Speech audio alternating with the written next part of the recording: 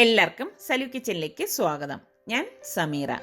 ഞങ്ങളുടെ ഇന്നലത്തെ നോമ്പുതുറയുടെ വിശേഷങ്ങളാണ് ഇന്ന് ഞാൻ നിങ്ങളുമായി ഷെയർ ചെയ്യുന്നത്. ഇതിൽ ഞാൻ 3 അടിപൊളി റെസിപ്പീസും ഉൾപ്പെടുത്തിയിട്ടുണ്ട് കേട്ടോ. അപ്പം നിങ്ങൾ കണ്ടു നോക്കുക. പിന്നെ നമ്മളുടെ സലു കിച്ചൺ ഇനിയും സബ്സ്ക്രൈബ് ചെയ്യാത്തവരുണ്ടെങ്കിൽ സബ്സ്ക്രൈബ് ചെയ്യാൻ മറക്കരുത് കേട്ടോ. അപ്പം നമുക്ക് നമ്മളുടെ എപ്പിസോഡിലേക്ക് പോയാലോ. 2 മണി കഴിഞ്ഞപ്പോൾ തന്നെ ഞാൻ അടുക്കളയിലേക്ക് വന്നു. ഞാനിന്ന് ഉണ്ണിയപ്പമാണ് തയ്യാറാക്കാൻ പോകുന്നത്. അപ്പം ഞാൻ ഇതിനു മുൻപ് തന്നെ പച്ചരി പൊടിച്ച് ഫ്രീസറിൽ സൂക്ഷിക്കുന്നത് നിങ്ങൾക്ക് കാണിച്ചു തന്നില്ലേ, ആ പച്ചരിപ്പൊടിയാണ് ഞാൻ എടുത്തിരിക്കുന്നത്. ഇതുപോലെ 2 കപ്പ് പച്ചരിപ്പൊടി ഒരു പാത്രത്തിലേക്ക് ഇട്ട് കൊടുക്കും. അതോടൊപ്പം തന്നെ 2 ടേബിൾ സ്പൂണോളം മൈദപ്പൊടിയും ഇട്ടിട്ട് ഇതൊന്ന് മിക്സ് ചെയ്ത് കൊടുക്കും. അതിനുശേഷം ഞാൻ ഇതിലേക്ക് ഒരു 1/4 ടീസ്പൂണിൽ താഴെ ബേക്കിംഗ് സോഡ എടുത്തിട്ടുണ്ട്. അതും പാകത്തിനുള്ള ഉപ്പും കൂടി ഇട്ടിട്ട് ഒന്നും കൂടി ഇതൊന്ന് മിക്സ് ചെയ്ത് കൊടുക്കും. അപ്പോഴേക്ക് നോക്കുമ്പോൾ നല്ല മഴക്കാർ വരെയാണ്, മഴ പെയ്യാനുള്ള എല്ലാ ലക്ഷണവും ഉണ്ട്. അപ്പം ഞാൻ മല്ലി ഉണക്കാനിട്ടിരിക്കുകയായിരുന്നു. അപ്പം ആ മല്ലി നമ്മുടെ റിസ്വാൻ ദേ എടുത്തിട്ട് താഴേക്ക് വരുവാണ്. കാരണം ഇനി ഇട്ടിരുന്നാൽ മഴ പെയ്യും.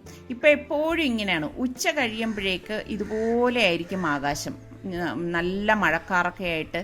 പിന്നെ ഒരു 2:30-3 മണിയായി കഴിഞ്ഞാൽ എന്തായാലും മഴയുണ്ടാവും. ഇപ്പം നമ്മളുടെ തിരുവനന്തപുരത്തൊക്കെ ഇങ്ങനെയാണ്, ഉച്ച കഴിഞ്ഞ് മഴയാണ്. അപ്പം ഞാൻ ഇതുപോലെ ഒരു മാങ്ങയാണ് പീൽ ചെയ്യാനായിട്ട് എടുത്തിരിക്കുന്നത്. ഒരു മാങ്ങ വെച്ചിട്ടാണ് ഞാൻ തയ്യാറാക്കുന്നത് കേട്ടോ. നല്ല പഴുത്ത മാങ്ങ തന്നെ ഇതിനായിട്ട് എടുക്കണം. അപ്പം എൻ്റെ മാങ്ങ നല്ല പഴുത്തിട്ടുണ്ട്, നല്ല കളറും ഉണ്ടായിരുന്നു. അപ്പം ഞാൻ ഇതുപോലെ കട്ട് ചെയ്തിട്ട് മിക്സിയുടെ ജാറിലേക്ക് ഇട്ടിട്ട് ഒന്ന് അടിച്ചെടുക്കും. വെള്ളം ഒന്നും ചേർക്കേണ്ട ആവശ്യമില്ല കേട്ടോ. ഇതുപോലെ വേണം അടിച്ചെടുക്കാനുള്ളത്, കുറച്ച് തിക്കായിട്ട്. അപ്പം അടിച്ചെടുത്ത ശേഷം ഈ മാങ്ങ നമ്മൾ ഈ മിക്സ് ചെയ്ത് വെച്ചിരിക്കുന്ന മാവിലേക്ക് ഇട്ടിട്ട് 1 ടേബിൾ സ്പൂൺ ഏലക്കാപ്പൊടിയും കൂടി ചേർത്ത് കൈകൊണ്ട് നന്നായിട്ടൊന്ന് മിക്സ് ചെയ്തെടുക്കും. അതായത് നമ്മൾ പുട്ടിനൊക്കെ നനയ്ക്കത്തില്ലേ, അതുപോലെ ആദ്യം ഒന്ന് നനച്ച ശേഷം ഇതിലേക്ക് ഞാൻ ഏകദേശം 3/4 കപ്പോളം ശർക്കരപ്പാനി ഞാൻ എടുത്തിട്ടുണ്ട്. ഈ ശർക്കരപ്പാനി കുറേശ്ശെ ഒഴിച്ചിട്ട് ഇത് കൈകൊണ്ടൊന്ന് കുഴച്ചു കൊടുക്കും. അപ്പോൾ ശർക്കരപ്പാനി ഞാൻ മുന്നേ തന്നെ തയ്യാറാക്കി അരിച്ച് ഫ്രിഡ്ജിൽ സൂക്ഷിക്കുകയാണ് ചെയ്യുന്നത്. അപ്പോൾ ഇങ്ങനെയൊക്കെ ചെയ്യുമ്പോൾ നമുക്കിത് ഉണ്ടാക്കിയെടുക്കാൻ നല്ല എളുപ്പമാണ്. അപ്പോൾ ഇതുപോലെ മിക്സ് ചെയ്ത ശേഷം ഞാൻ പാത്രം അടച്ചിട്ട് ഒരു മാറ്റി വെക്കും. ഒരു 3-4 മണിക്കൂറെങ്കിലും വേണം അതൊന്ന് റെഡിയാവാനായിട്ട്. അപ്പോൾ എൻ്റെ കയ്യിൽ ജിഞ്ചർ ഗാർലിക് പേസ്റ്റൊക്കെ തീർന്നിട്ടുണ്ടായിരുന്നു. അപ്പോൾ ഞാൻ അത്യാവശ്യത്തിന് വേണ്ടതൊന്ന് റെഡിയാക്കി എടുക്കുകയാണ്. വെളിയിൽ നല്ല മഴ പെയ്യുവാണ് കേട്ടോ. നല്ല മഴയാണെന്ന് പറഞ്ഞു കഴിഞ്ഞാൽ നല്ല ഇടിവെട്ടും മിന്നലും ഒക്കെ ഉണ്ട്. അപ്പോൾ ഇപ്പം ഞാൻ കൂടുതലായിട്ടൊന്നും അരച്ച് വയ്ക്കുന്നില്ല. ഒരാഴ്ചത്തേക്ക് വേണ്ടത് മാത്രമേ ഞാൻ ഇഞ്ചി വെളുത്തുള്ളി പേസ്റ്റ് അരച്ച് വയ്ക്കുന്നുള്ളൂ. അപ്പോൾ ഈ ഒരാഴ്ചത്തേക്കുള്ളതായതുകൊണ്ട് തന്നെ ഞാൻ ഫ്രീസറിലല്ല സൂക്ഷിക്കുന്നത്, ഫ്രിഡ്ജിൽ വെക്കത്തേ ഉള്ളൂ. അപ്പം ഇതുപോലെ എടുത്തിട്ട് ഇതുപോലെ ഒന്ന് അടിച്ചെടുക്കും. ഇതിൽ ഞാൻ വെള്ളമൊന്നും ചേർത്തിട്ടില്ല കേട്ടോ. എന്നിട്ട് ഇതുപോലെ ഒരു ടിഫിനിലാക്കി വെക്കുകയാണ് ചെയ്യുന്നത്. ഇപ്പോൾ ഒരാഴ്ചത്തേക്ക് എനിക്കിത് മതിയാകും. ഇന്ന് നോമ്പ് തുറക്കി ഞാൻ ഉണ്ടാക്കാൻ പോകുന്നത് ഇറച്ചിപ്പത്തിരിയാണ്. അപ്പോൾ അതിന് വേണ്ടിയിട്ട് ഞാനിവിടെ എല്ലില്ലാത്ത പോത്തിറച്ചി നന്നായിട്ടൊന്ന് കഴുകിയെടുക്കുകയാണ്. അപ്പം ഈ പോത്തിറച്ചിയിൽ നമ്മൾ ഈ അതിശയപത്തിരി ഉണ്ടാക്കുമ്പോൾ നല്ല ടേസ്റ്റാണ് കേട്ടോ. പിന്നെ നിസാറിക്ക ഫ്രൂട്ട്സൊക്കെ വാങ്ങിച്ചുകൊണ്ട് വന്നത് നമ്മുടെ സുൽത്താൻ ദേ എല്ലാം കഴുകിയെടുക്കുകയാണ്. സുൽത്താൻ ഇതുപോലെയാണ്, എല്ലാം നന്നായിട്ട് ബ്രഷ് ഉപയോഗിച്ച് നീറ്റാക്കി കഴുകിയെടുക്കും. ഞാൻ ഈ ഇറച്ചി ഒന്ന് വേവിച്ചെടുക്കാൻ പോവാണ്. അപ്പോൾ അതിന് വേണ്ടിയിട്ട് കുക്കറിലേക്ക് ഈ ഇറച്ചി ഇട്ട് കൊടുക്കുന്നുണ്ട്. അതോടൊപ്പം തന്നെ 2 ടീസ്പൂൺ ജിഞ്ചർ ഗാർലിക് പേസ്റ്റും 2 ടീസ്പൂൺ കുരുമുളക് പൊടിയും 1 ടീസ്പൂൺ ഗരം മസാല പൊടിയും 1 ടീസ്പൂൺ പെരിഞ്ജീരകപ്പൊടിയും പിന്നെ 2 ടീസ്പൂണോളം മഞ്ഞൾപ്പൊടിയും 1.5 ടേബിൾ സ്പൂൺ മുളക് പൊടിയും, കാശ്മീരി ചില്ലിയാണേ. അതുപോലെ തന്നെ 1.5 ടേബിൾ സ്പൂൺ മല്ലിപ്പൊടിയും പാകത്തിനുള്ള ഉപ്പും ഇട്ടിട്ട് ഇത് കൈകൊണ്ട് നന്നായിട്ടൊന്ന് മിക്സ് ചെയ്ത് കൊടുക്കും. അപ്പോൾ ഈ മസാലയൊക്കെ എല്ലായിടത്തും വരത്തക്ക രീതിയിൽ വേണം മിക്സ് ചെയ്തെടുക്കാനുള്ളത്. ഇപ്പം നമ്മളിതിലേക്ക് ഒട്ടും വെള്ളമൊന്നും ചേർക്കത്തില്ല കേട്ടോ. വെള്ളം ചേർക്കാതെയാണ് നമ്മളിത് വേവിച്ചെടുക്കുന്നത്. അപ്പോൾ വെന്ത് വരുമ്പോഴേക്ക് ഇതിൽ നിന്ന് തന്നെ ചാറ് ഊറി വരും. അപ്പോൾ ഞാനിത് പ്രഷർ കുക്കർ അടച്ചിട്ട് ഒരു 4 വിസിൽ വരെ വേവിച്ചെടുക്കുകയാണ് ചെയ്യുന്നത്. അച്ചാറിടാൻ വേണ്ടിയിട്ട് നിസാറിക്ക പച്ച മാങ്ങയൊക്കെ വാങ്ങിച്ചുകൊണ്ട് വന്നിരിക്കുകയാണ്. അപ്പോൾ ഞാനത് നന്നായിട്ടൊന്ന് കഴുകി മാറ്റി വെക്കുകയാണ്. ഇപ്പോൾ അച്ചാറിടത്തില്ല കേട്ടോ, വൈകിട്ട് മാത്രമേ ഇതിനിപ്പോൾ അത് അരിഞ്ഞിടത്തുള്ളൂ. അപ്പോൾ സൽമാൻ അവിടെ എന്തോ എഡിറ്റിംഗ് ചെയ്തുകൊണ്ടിരിക്കുകയാണ്. നമ്മുടെ സുൽത്താനും റിസ്വാനും ഓൺലൈൻ ക്ലാസ് അറ്റൻഡ് ചെയ്തുകൊണ്ടിരിക്കുകയാണ്. ഇപ്പോൾ ഇന്നും അവർക്ക് ക്ലാസ് ഉണ്ട്. പിന്നെ നിസാറിക്ക വന്ന് കയ്യും കാലും ഒക്കെ കഴുകിയ ശേഷം വന്ന് കിടന്ന് ഉറങ്ങുകയാണ്. അപ്പം ഞാൻ ഉണ്ണിയപ്പത്തിന് വേണ്ടിയിട്ട് തേങ്ങ ഫ്രിഡ്ജിൽ നിന്ന് എടുത്തിട്ട് ഇതുപോലെ ചെറുതായിട്ട് ഒന്ന് അരിഞ്ഞെടുക്കുകയാണ് ചെയ്യുന്നത്. അപ്പം ഞാൻ ഇങ്ങനെയൊക്കെ ഉള്ളതിന് വറുത്തിടാനുള്ള തേങ്ങ ഞാൻ ഇതുപോലെ ഫ്രിഡ്ജിലേക്ക് അങ്ങ് വയ്ക്കും. അപ്പോഴേക്ക് പെട്ടെന്ന് നമുക്ക് ചിരട്ടയിൽ നിന്ന് തേങ്ങ ഇളകി കിട്ടും. അപ്പോൾ നമുക്ക് ഇതുപോലെ അരിഞ്ഞെടുക്കാനും എളുപ്പമാണ്, പെട്ടെന്ന് നമുക്കിതുപോലെ വറുത്തെടുക്കുകയും ചെയ്യാം. അപ്പോൾ ഞാനിതുപോലെ നെയ്യിലിട്ടിട്ട് ഇതൊന്ന് വറുത്തെടുക്കുകയാണ് ചെയ്യുന്നത്. എന്നിട്ട് ഞാൻ ഈ നെയ്യോടുകൂടി തന്നെ ഈ തേങ്ങ ഈ മാവിൽ ഇട്ടിട്ട് ഒന്ന് മിക്സ് ചെയ്തെടുക്കും. ഇതോടൊപ്പം തന്നെ ഞാൻ 1 ടേബിൾ സ്പൂണോളം കറുത്ത എള്ളും കൂടി ഇട്ട് കൊടുക്കുകയാണ് കേട്ടോ. എന്നിട്ട് നന്നായിട്ട് ഇതൊന്ന് ഇളക്കിയിട്ട് ഞാൻ വീണ്ടും ഒന്ന് മാറ്റി വെക്കും. അപ്പോൾ ഈ ഇറച്ചിയുടെ മസാല ഉണ്ടാക്കാൻ വേണ്ടിയിട്ട് ഞാനിവിടെ 3 സവാളയും 2 ക്യാരറ്റും ഇതുപോലെ 3 പച്ചമുളകും എടുത്തിട്ടുണ്ട്. അപ്പോൾ അത്യാവശ്യം വലിപ്പത്തിലുള്ള 2 ക്യാരറ്റാണ് ഞാൻ എടുത്തിരിക്കുന്നത്. അപ്പോൾ ഇതൊക്കെ ഇട്ടിട്ട് ഉണ്ടാക്കുമ്പോൾ ഒരു പ്രത്യേക ടേസ്റ്റാണ് കേട്ടോ. അപ്പോൾ പച്ചമുളക് ഞാൻ ഇതുപോലെ ഒന്ന് കൈകൊണ്ട് തന്നെ ചെറുതായിട്ട് ഇതുപോലെ ഒന്ന് അരിഞ്ഞെടുക്കുകയാണ് ചെയ്യുന്നത്. അത് ഞാൻ ചോപ്പറിലൊന്നും ഇടത്തില്ല. ചോപ്പറിലിട്ട് കഴിഞ്ഞാൽ ഇതിൻ്റെ ടേസ്റ്റ് ഒന്ന് മാറും. അപ്പം അത് കൈകൊണ്ട് അരിയുന്നതാണ് എപ്പോഴും നല്ലത്. അപ്പോൾ സവാള ഞാൻ ഇതുപോലെ എല്ലാം വലിയ പീസായിട്ട് കട്ട് ചെയ്തെടുക്കുകയാണ്. ഇത് ചോപ്പറിലിടുമ്പോൾ പെട്ടെന്ന് ചോപ്പായി കിട്ടാനാണ് ഇതുപോലത്തെ ഒരു പീസാക്കി കട്ട് ചെയ്തെടുക്കുന്നത്. അല്ലെങ്കിൽ എന്ന് വെച്ചാൽ അതിൻ്റെ ബ്ലേഡ് ഒടിഞ്ഞു പോകും കേട്ടോ. അപ്പോൾ ക്യാരറ്റ് ആദ്യം ഞാൻ ഇതുപോലെ ഒന്ന് ചോപ്പ് ചെയ്തെടുത്തിട്ടുണ്ട്. അപ്പോൾ ചോപ്പർ ഇല്ലെങ്കിലും പ്രശ്നമൊന്നുമില്ല കേട്ടോ, നമ്മൾ കൈകൊണ്ട് വളരെ കുഞ്ഞായിട്ടൊന്ന് അരിഞ്ഞെടുത്താൽ മതി. സവാളയും ഞാൻ ഇതുപോലെ തന്നെ ചോപ്പ് ചെയ്തെടുത്തിരിക്കുകയാണ്. അപ്പോൾ ഇങ്ങനെ ചോപ്പ് ചെയ്തെടുക്കുമ്പോൾ ഉള്ളൊരു ഗുണം എന്തെന്ന് വെച്ചാൽ നമുക്ക് പെട്ടെന്ന് തന്നെ ഇത് വഴന്ന് കിട്ടും. പ്രഷർ കുക്കറിൽ സ്റ്റീമൊക്കെ പോയപ്പോഴേക്ക് ഞാൻ ദേ കുക്കർ ഇങ്ങനെ തുറന്നിട്ടുണ്ട്. അപ്പോൾ ദേ നമ്മളുടെ ഇറച്ചിയൊക്കെ നന്നായിട്ട് വെന്ത് വന്നിട്ടുണ്ട്. അപ്പോൾ ഇതേ കണ്ടോ കുറച്ച് ചാറുണ്ട്. അപ്പോൾ ഞാൻ ചാറ് മാറ്റിയിട്ട് ഇപ്പോൾ ഉള്ള അത്യാവശ്യമുള്ള കഷ്ണങ്ങൾ ഇതിലേക്ക് ഈ ചോപ്പറിലേക്ക് ഇട്ടിട്ട് ചോപ്പ് ചെയ്യാനായിട്ട് പോവാണ്. അപ്പോൾ ഞാൻ ചൂടോടെ തന്നെയാണ് ചോപ്പ് ചെയ്തെടുക്കുന്നത് കേട്ടോ, കാരണം നേരമായി വരുന്നു. അപ്പോൾ ഇനി തണുക്കാനുള്ള സമയമൊന്നുമില്ല. ദേ കണ്ടോ ഞാനിവിടെ ഇതുപോലെ ചോപ്പ് ചെയ്തെടുത്താൽ മതി. അപ്പം ഞാനത് തയ്യാറാക്കാൻ വേണ്ടിയിട്ട് ഒരു കടായി അടുപ്പത്തേക്ക് വെച്ചിട്ട് 3 ടേബിൾ സ്പൂൺ ഓയിൽ ഒഴിച്ചു കൊടുത്തു. ഇതിലേക്ക് 2 ടീസ്പൂൺ ജിഞ്ചർ ഗാർലിക് പേസ്റ്റും കുറച്ച് കറിവേപ്പിലയും കൂടി ഇട്ടിട്ട് നന്നായിട്ടൊന്ന് ഇളക്കി കൊടുക്കുകയാണ്. അപ്പോൾ ബാക്കി ഇരിക്കുന്ന ഇറച്ചി ഞാൻ ദേ അടുത്ത അടുപ്പിൽ കണ്ടോ അതൊന്ന് വറ്റിച്ചെടുക്കുകയാണ് ചെയ്യുന്നത്. അപ്പോൾ നമ്മൾ ഇതിലേക്ക് ഞാൻ ഒന്ന് വഴണ്ട ശേഷം പച്ചമുളക് ചേർത്തിട്ടൊന്ന് ഇളക്കി കൊടുക്കുകയാണ്. ഇളക്കി കൊടുത്ത ശേഷം നമുക്കിതിലേക്ക് സവാള ചേർത്തിട്ട് നന്നായിട്ടൊന്ന് മിക്സ് ചെയ്ത് കൊടുക്കാം. ഇനി സവാള ഒന്ന് വഴണ്ട് വന്ന ശേഷം മാത്രമേ ഞാൻ ഇതിലേക്ക് ക്യാരറ്റ് ചേർക്കത്തുള്ളൂ. അപ്പോൾ ഞാനിതേ ഇറച്ചി ഒന്ന് ഇളക്കി എടുക്കുകയാണ്. ഇതിലേക്ക് വേണ്ട പത്തിരി തയ്യാറാക്കാൻ വേണ്ടി ഞാനിവിടെ 1.5 കപ്പ് മൈദാ മാവും 1/2 കപ്പ് കോൺഫ്ലവറും പാകത്തിനുള്ള ഉപ്പും ഇട്ട് ഇതൊന്ന് മിക്സ് ചെയ്ത് കൊടുക്കും. അതിനുശേഷം ഞാൻ ഇതിലേക്ക് 1 ടേബിൾ സ്പൂണോളം ഓയിൽ ഒഴിച്ച് വീണ്ടും ഇതൊന്ന് മിക്സ് ചെയ്തിട്ട് 1 കപ്പ് വെള്ളം ഞാൻ ഇവിടെ എടുത്തിട്ടുണ്ട്. ഈ 1 കപ്പ് വെള്ളം ഒഴിച്ച് കട്ടയില്ലാതെ നന്നായിട്ടൊന്ന് കലക്കിയിട്ട് ഈ മാവ് മാറ്റി വെക്കുകയാണ് ചെയ്യുന്നത്. അപ്പം നമ്മളുടെ സവാള ഇവിടെ നന്നായിട്ട് വഴണ്ട് വന്നിട്ടുണ്ട്. ആ സമയത്ത് ഞാനിവിടെ നമ്മൾ ചോപ്പ് ചെയ്ത് വെച്ചിരിക്കുന്ന ക്യാരറ്റ് ഇതിലേക്ക് ഇട്ടിട്ട് ഇളക്കി കൊടുക്കും.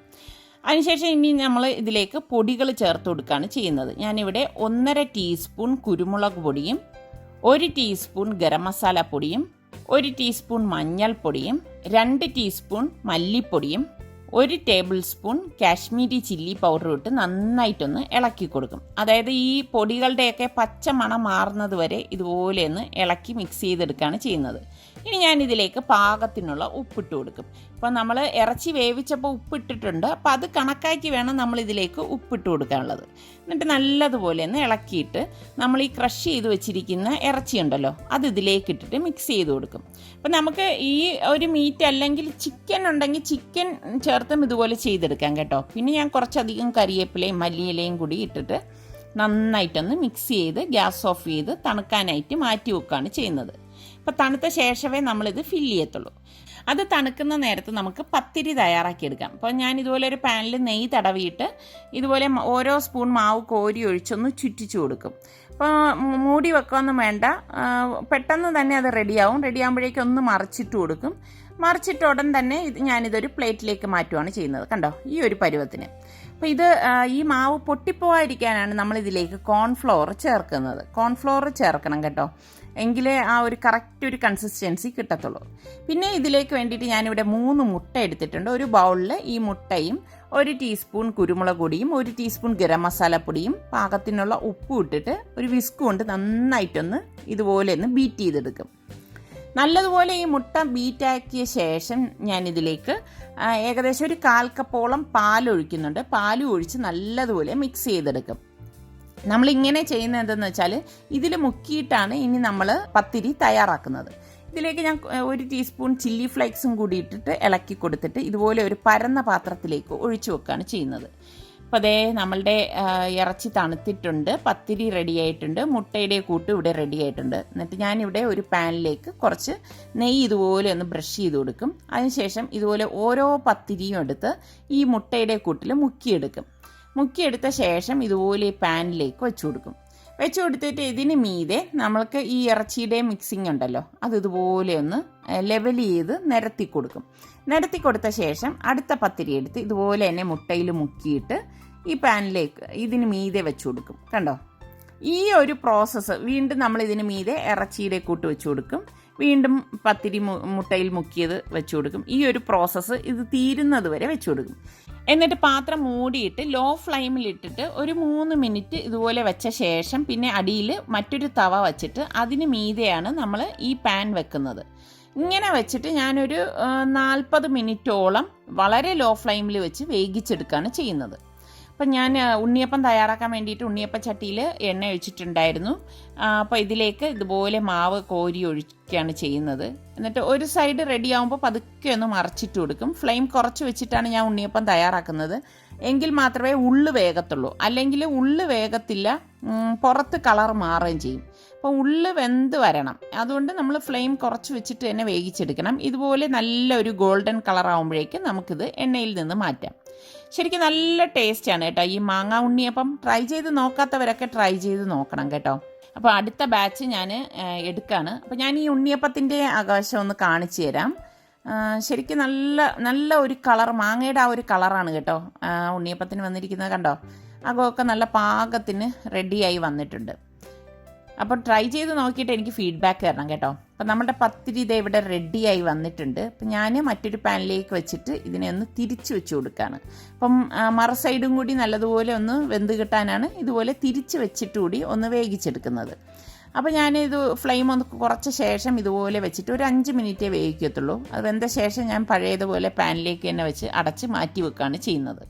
അപ്പോൾ നമ്മുടെ അതിശയപ്പത്തിരിയും റെഡി ആയിട്ടുണ്ട്. അപ്പോൾ പത്തിരി എടുത്തതിൻ്റെ ബാക്കി കുറച്ച് മസാല ഇരിക്കുകയാണ്. അപ്പോൾ ഞാൻ അതുകൊണ്ടൊരു അട ഉണ്ടാക്കാൻ പോവാണ്.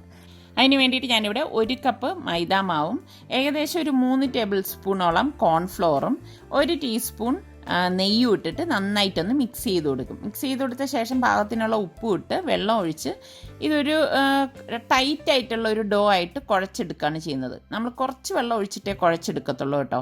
എന്നിട്ട് ഞാനിത് അടച്ചൊന്ന് മാറ്റി വെക്കും. ഒരു 10 മിനിറ്റ് മാറ്റി വെച്ചാൽ മതിയാകും. അതിനുശേഷം അടപ്പ് മാറ്റിയിട്ട് ഒന്നും കൂടി ഇതൊന്ന് കുഴച്ചെടുത്തിട്ട് ഇതുപോലെ ചെറിയ ബോൾസാക്കി ഒന്ന് ഉരുട്ടിയെടുക്കും. ഞാൻ ഇങ്ങനെയാണ് ചെയ്യുന്നത് കേട്ടോ, എനിക്കിതാണ് എളുപ്പം. എന്നിട്ട് ചപ്പാത്തി പ്രസ്സിൽ വെച്ച് ഇതുപോലെ ഒന്ന് പ്രസ് ചെയ്ത ശേഷം ഈ ഒരു മോൾഡ് എൻ്റെ കയ്യിലുണ്ട്. അപ്പോൾ ഈ മോൾഡിൽ വെച്ചിട്ടാണ് ഞാൻ ഈ അട തയ്യാറാക്കുന്നത് കേട്ടോ. ഈ മോൾഡിൻ്റെ പുറത്ത് നമ്മൾ ഈ പ്രസ് ചെയ്ത് വെച്ചിരിക്കുന്ന മാവ് വെച്ചിട്ട് ഉള്ളിൽ ഫില്ലിങ് വെച്ച് കൊടുക്കും. ഓവറായിട്ട് ഫില്ലിങ് വെക്കരുത് കേട്ടോ, അങ്ങനെ വന്നു കഴിഞ്ഞാൽ ഈ ഫില്ലിങ് വെളിയിലേക്ക് ചാടിപ്പോവും. അപ്പോൾ ആവശ്യത്തിന് മാത്രമുള്ള ഫില്ലിങ് വെച്ചിട്ട് ഇതുപോലെ ഒന്ന് അമർത്തി കൊടുത്താൽ മതി. കണ്ടോ, അപ്പോൾ പെട്ടെന്ന് നമുക്ക് ഇതിൽ നിന്ന് ഇളകി കിട്ടും. അപ്പോൾ ഫില്ല് ചെയ്ത് വെച്ച അടയെല്ലാം ഇവിടെ റെഡി ആയിട്ടുണ്ട്. അപ്പോൾ ചൂടായ എണ്ണയിലേക്ക് ഈ അട ഇട്ടിട്ട് നമ്മൾ ഫ്രൈ ചെയ്തെടുക്കുകയാണ് ചെയ്യുന്നത്. നല്ല ഒരു ഗോൾഡൻ കളർ ആകുന്നത് വരെ ഇതൊന്ന് തിരിച്ചും മറിച്ചും ഇട്ട് എടുക്കും കേട്ടോ. നല്ല ക്രിസ്പി ആയിട്ടുള്ളൊരു അടയാണിത്. നമ്മൾ കോൺഫ്ലോർ ചേർക്കണം, എങ്കിൽ മാത്രമേ ആ ഒരു കറക്റ്റ് ടെക്സ്ചർ നമുക്ക് കിട്ടത്തുള്ളൂ. അപ്പോൾ ഇതൊക്കെയാണ് നമ്മളുടെ ഇന്നത്തെ നോമ്പുതുറ വിശേഷങ്ങൾ. നിസാർക്കതേ നോമ്പ് തുറക്കാൻ നേരമായപ്പോഴേക്ക് ജ്യൂസ് ഗ്ലാസ്സിലൊക്കെ ഒഴിച്ചു വെക്കുകയാണ്. അപ്പോൾ ഞാൻ പത്തിരി കട്ട് ചെയ്ത് വെക്കുകയാണ്. അപ്പോൾ ഈ പത്തിരി ഉണ്ടാക്കുന്നതിൻ്റെ വീഡിയോ ഇതിനു മുൻപ് ഞാൻ പോസ്റ്റ് ചെയ്തിട്ടുണ്ടായിരുന്നു. അതിൻ്റെ ലിങ്ക് വേണമെങ്കിൽ ഇതിൻ്റെ ഡിസ്ക്രിപ്ഷൻ ബോക്സിൽ കൊടുത്തിരിക്കാം.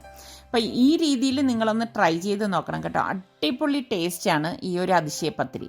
അപ്പോൾ നമ്മുടെ ഉണ്ണിയപ്പവും ട്രൈ ചെയ്യാത്തവരൊന്ന് ട്രൈ ചെയ്ത് നോക്കണം. അപ്പോൾ ഇന്നത്തെ ഈ 3 റെസിപ്പീസും നിങ്ങൾക്ക് ഇഷ്ടമായെന്ന് വിശ്വസിക്കുന്നു. എന്തായാലും ട്രൈ ചെയ്ത് നോക്കിയ ശേഷം എനിക്ക് ഫീഡ്ബാക്ക് തരണം കേട്ടോ. അതുപോലെ തന്നെ നമ്മളുടെ സലൂ കിച്ചൻ ഇനിയും സബ്സ്ക്രൈബ് ചെയ്യാത്തവരുണ്ടെങ്കിൽ നിങ്ങൾക്ക് നമ്മളുടെ ഈ ചാനൽ ഇഷ്ടപ്പെടുകയാണെങ്കിൽ സബ്സ്ക്രൈബ് ചെയ്യാനും തൊട്ടടുത്ത് കാണുന്ന ആ ബെല്ലൈക്കൺ ഒന്ന് പ്രസ് ചെയ്യാനും മറക്കരുത് കേട്ടോ. എങ്കിൽ മാത്രമേ ഞങ്ങൾ വീഡിയോസ് പോസ്റ്റ് ചെയ്യുമ്പോൾ നിങ്ങൾക്ക് നോട്ടിഫിക്കേഷൻ കിട്ടുകയുള്ളൂ. അപ്പോൾ ഇനി അടുത്ത് നമുക്ക് നല്ല റെസിപ്പിയുമായി കാണുന്നത് വരെ എല്ലാവർക്കും ബൈ.